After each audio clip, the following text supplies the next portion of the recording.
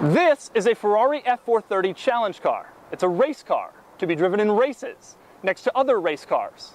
Under absolutely no circumstances should it be driven on the street. So today I'm going to drive it on the street.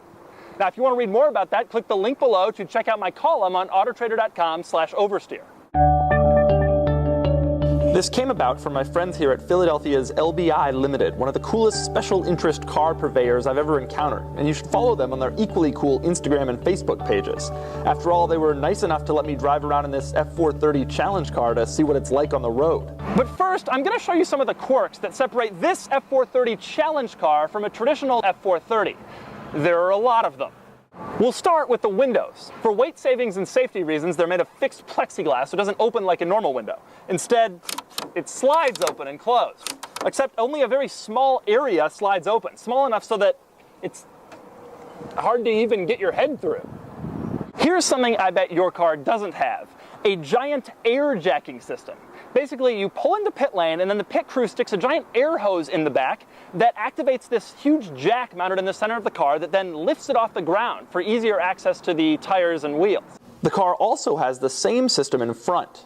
Now, because this car isn't street legal, there's no place to mount a license plate. Instead, that spot is taken up by an exhaust. And then there's the interior door handle. Actually, there isn't one. In the interest of weight savings, the car is equipped with only this rudimentary door pull. Here's another crazy weight-saving technique. The windshield washer fluid reservoir is not a reservoir. It's a bag. Another interesting thing, there's no fuel door or gas cap. You just push really hard and there you go, because who's going to steal fuel from a race car? And also there's a fuel filler on both sides, depending on which side your pit crew is standing on. Now, when you want to put fuel in it, you can't exactly go to a regular gas station and just put in pump gas. This thing takes 100 octane race fuel. And when you do it, here's how you have to do it.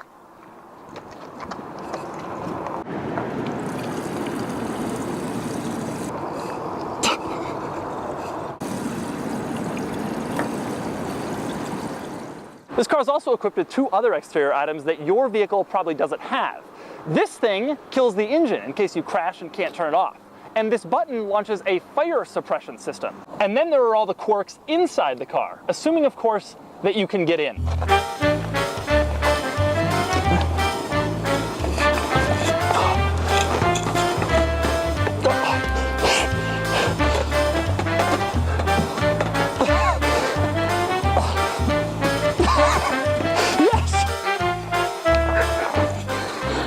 I made it, although I'm down a shoe. Now I'm inside the car where it is incredibly hot, and they've told me a trick that would have made getting in and out a little bit easier. The steering wheel actually comes off. And then you're struck by just how many comfort items have been removed. There's no carpeting. There's no sound deadening. There are exposed wires. There's no headliner. There's also no navigation system or CD player. Instead, there are 5 buttons, one of which is marked rain light. This car also comes with no key to start it. That's right, there's no key.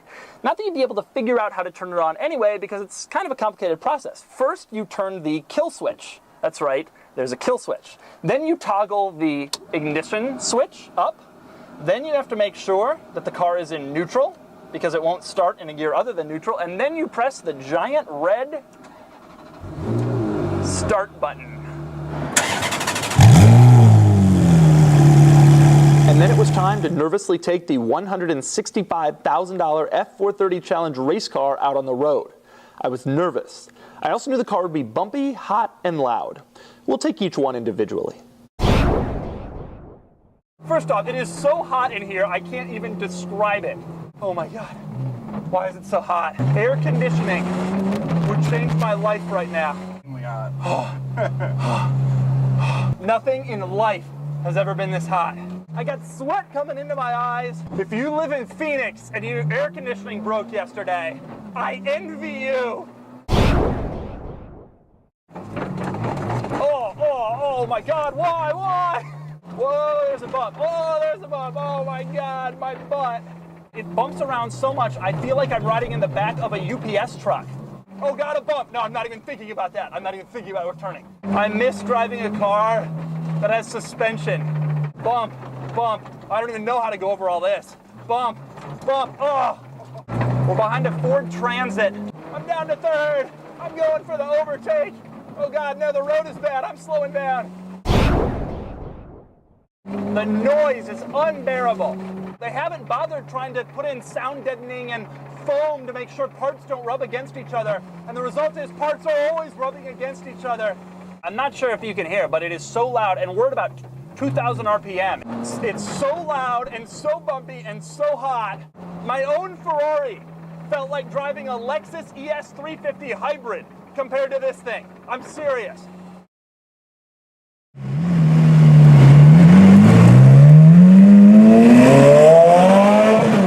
That jack system is in the back of the car, so you have to constantly be thinking about not the sides or the corners, but the back middle of the car to make sure it clears that. Are those speed bumps?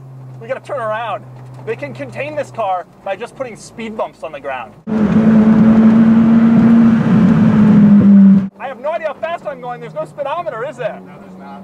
This is an experience I bet not many people have had. I'm sitting in a stoplight in a Ferrari Challenge car with a Chrysler Town & Country behind me.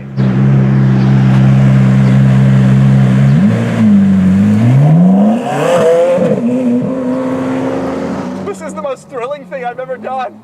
Oh, the turning circle is atrocious. You know how many turns to lock the steering wheel has? 1/4. Seriously.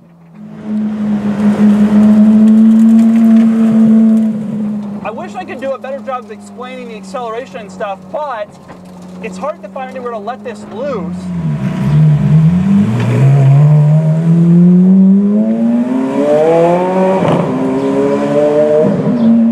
You know, it's easy to figure out what it's like to drive this thing fast. Just watch a video of the Ferrari Challenge. No one's gonna tell you what it's like to drive this thing on city streets with stop signs and traffic lights and Honda Accords. The gear changes are surprisingly smooth. Smoother, I feel like, than in the Ferrari F1 transmission for a street car. I'm gonna open it up a little bit. Woo! Probably hit 40, but it feels like we're going 400.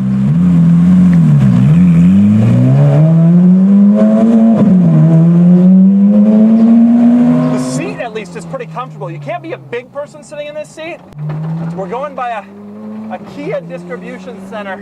There's a Sedona going off to a nice owner. God, I wish I could be that guy right now. Oh, they're running. They're running across the road. They're like, what is this thing? Oh, there's an STI. People say that thing is harsh on the road. I would trade my face to be in an STI right now.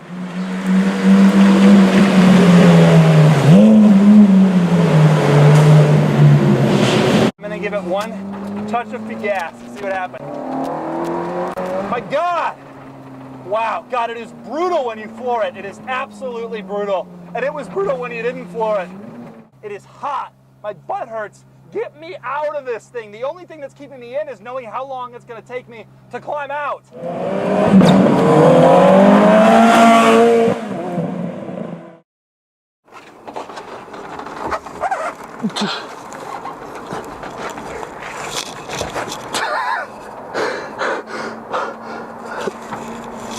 How do people enter and exit this thing?